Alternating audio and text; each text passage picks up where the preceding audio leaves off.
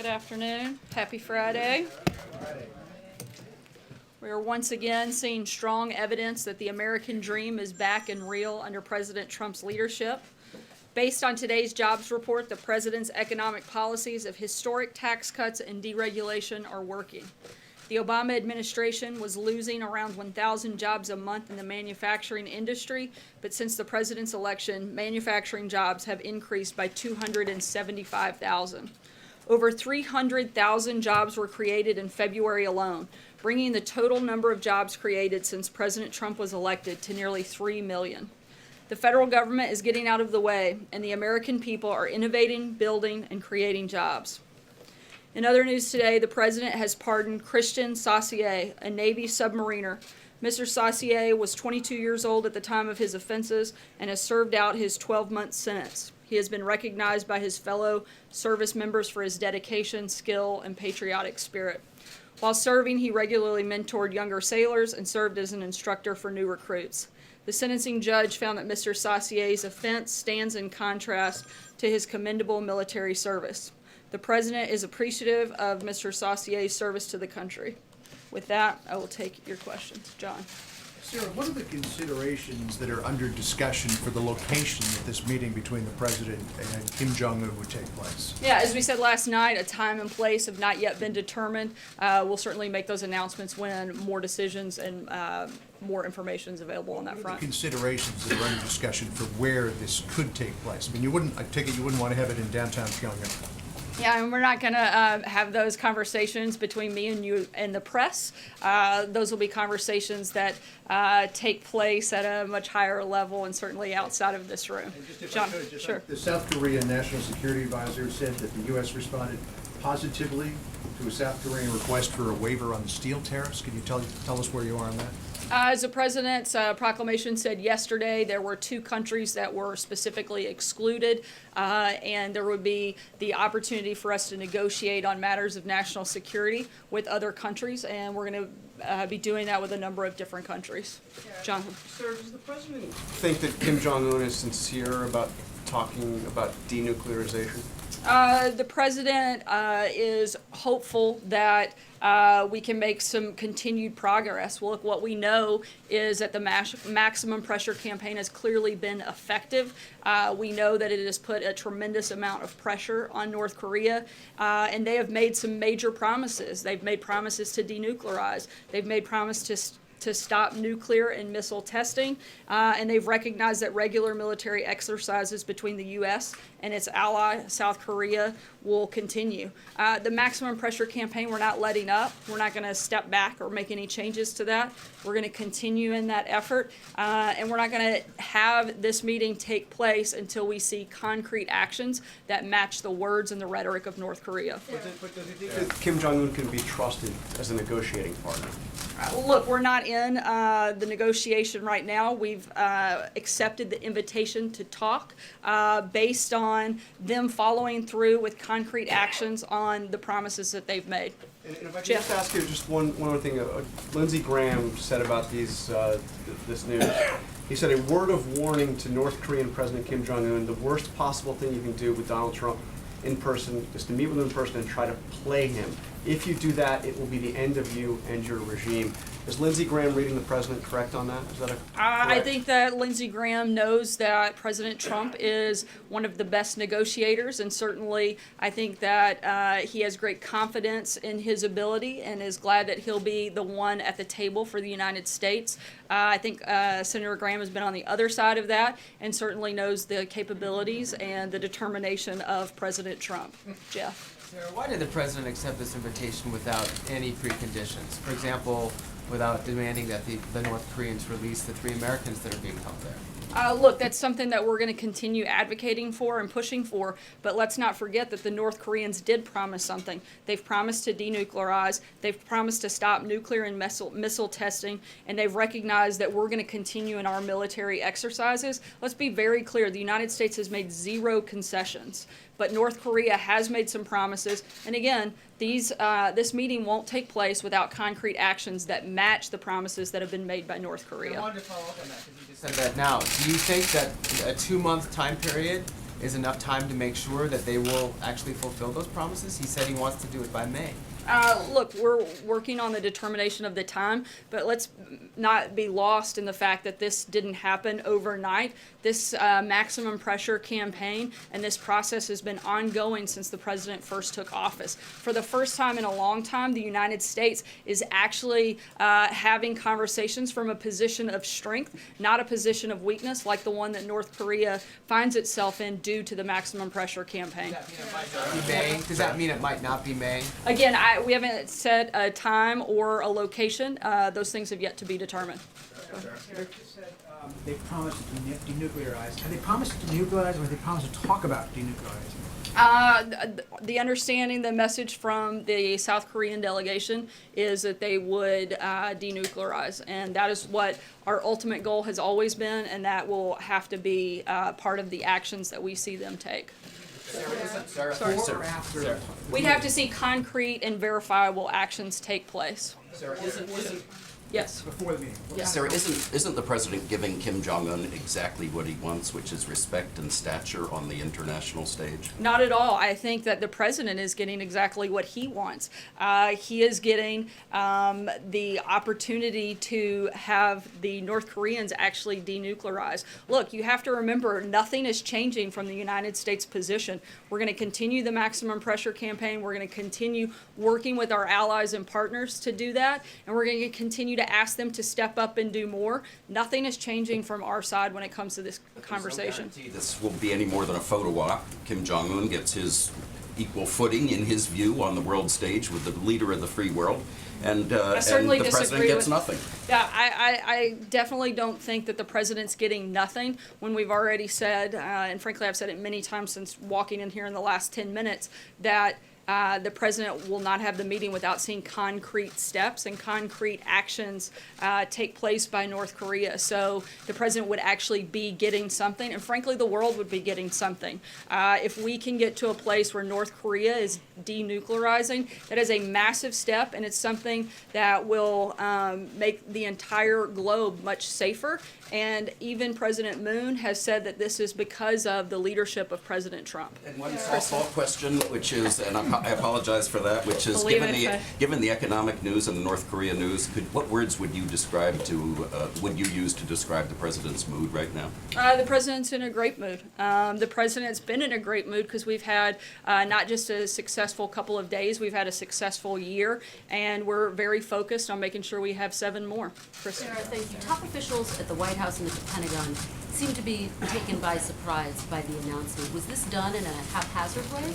Not at all. As I said, that this has been part of an ongoing campaign that's been going for over a year.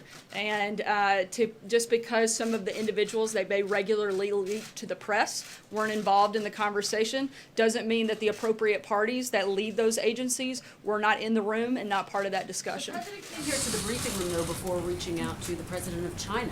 Is that appropriate? Should we not have reached out to his international partners first before making the announcement here? Look, we've had ongoing conversations with leaders across the world. The president simply said there would be an announcement.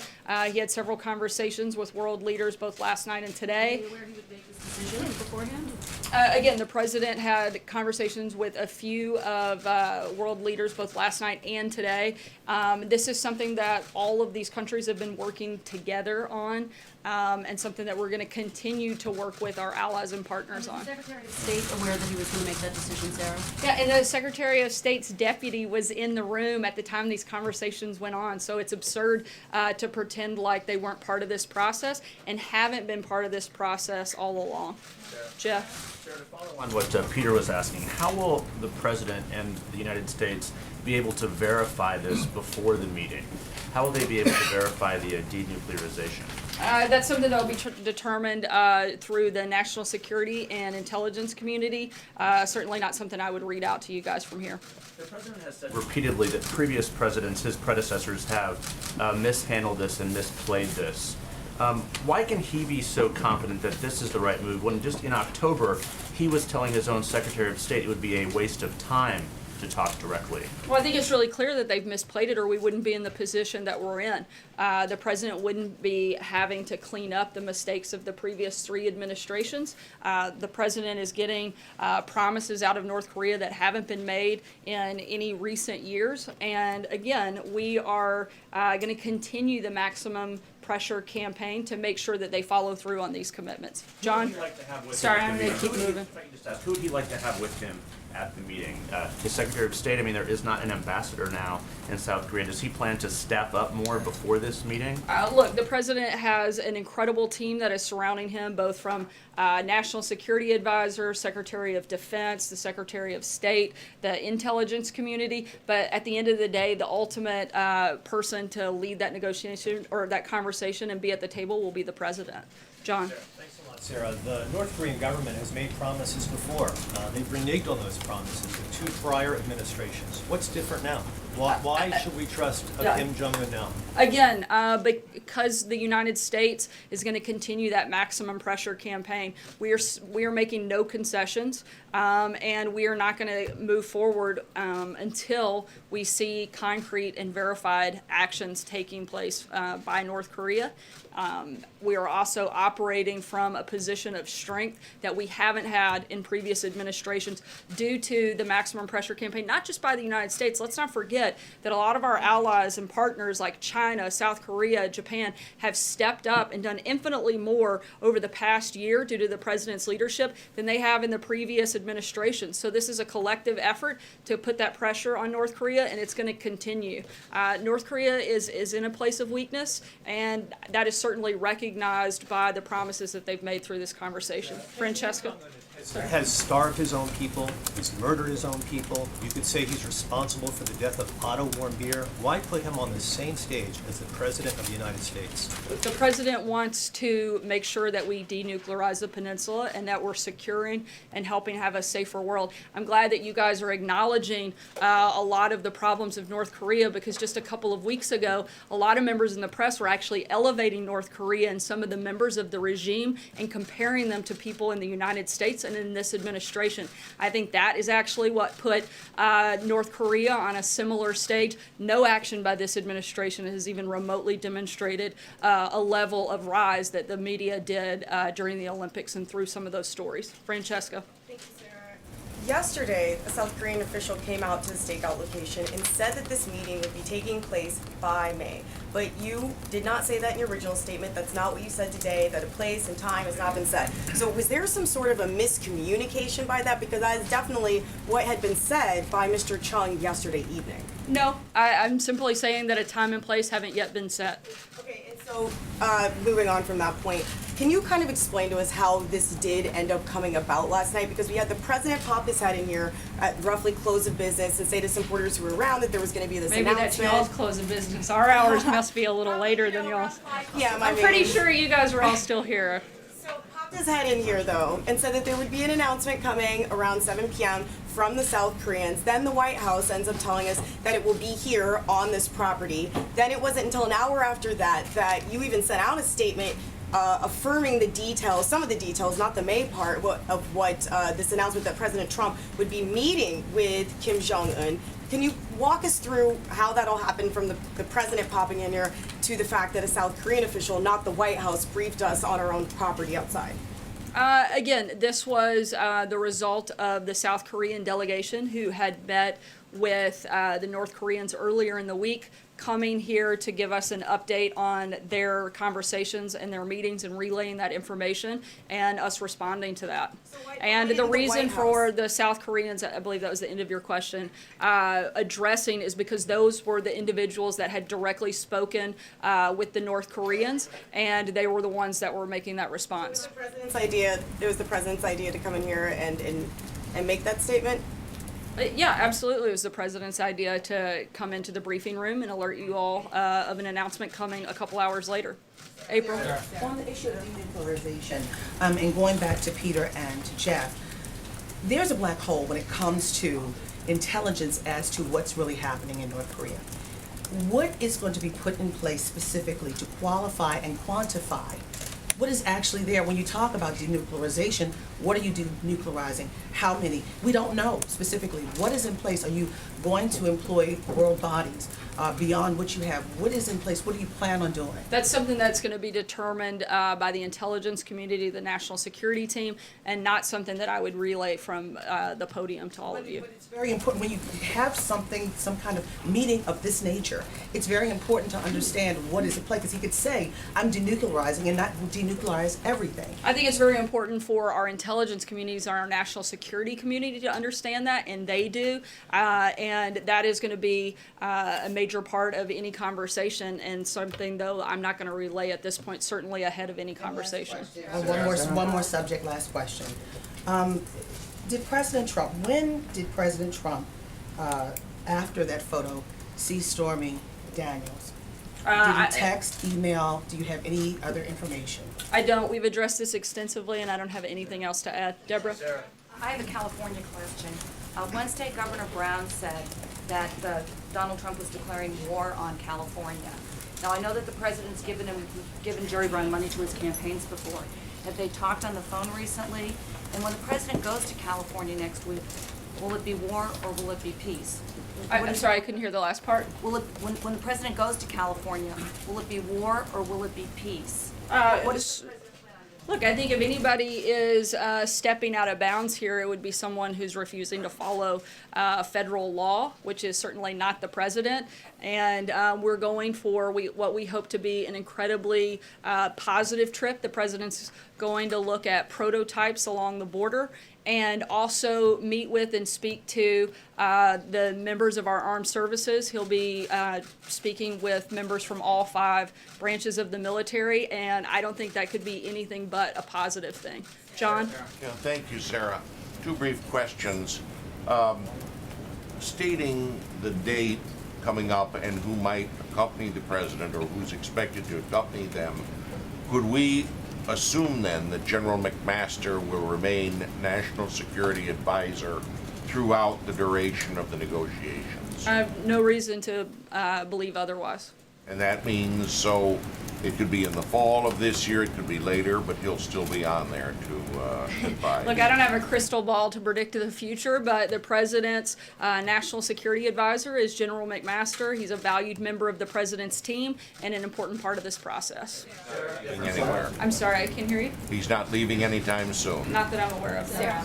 Sarah, yeah, Brian, go ahead. Thanks. Different policy question for you, different issue. 3 weeks ago, the president came out in a speech and said, we're going to have the largest nuclear force ever. Hopefully, we'll never have to use it. We're going to be so far ahead of everyone else in nuclear like you've never seen before, far in excess of anyone else. And as far as disarmament, he said, we won't lead the way. We will go along with them. The day after that, OMB Director Mulvaney came in here and said that you all were going to spend close to, or proposing to spend close to $50 billion to upgrade and enhance the nuclear arsenal. Week after that, the president or the head of Russia came out and said he has a first strike weapon.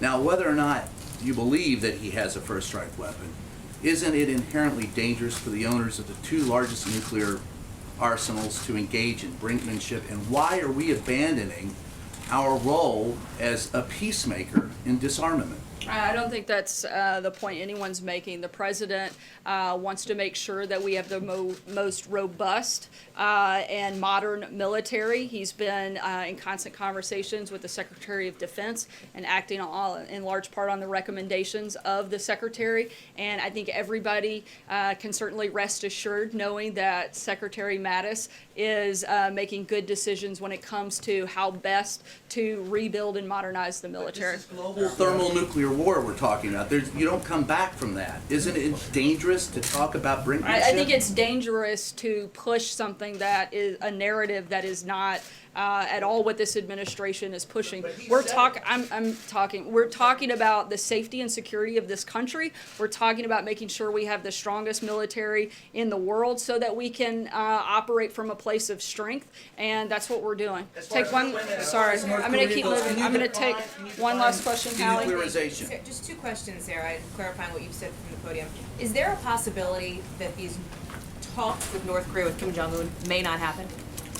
Look, they've got to follow through on the promises that they've made, and we want to see concrete and verifiable action on that front. So it's possible that could I mean, there are a lot of things possible. I'm not going to sit here and walk through every hypothetical that could exist in the world, but I can tell you that the president has accepted that invitation on the basis that we have concrete and verifiable steps. And then second, you said from the podium, you acknowledged that the president, to follow up on April's question, knows about the arbitration involving Stormy Daniels. So does he remember speaking with his lawyer about that? Does he remember meeting Daniels back in I've addressed 2006? this extensively. I don't have anything Sarah? else to add. Sorry, I did tell Trey I'll take one last question. Thanks, Sarah.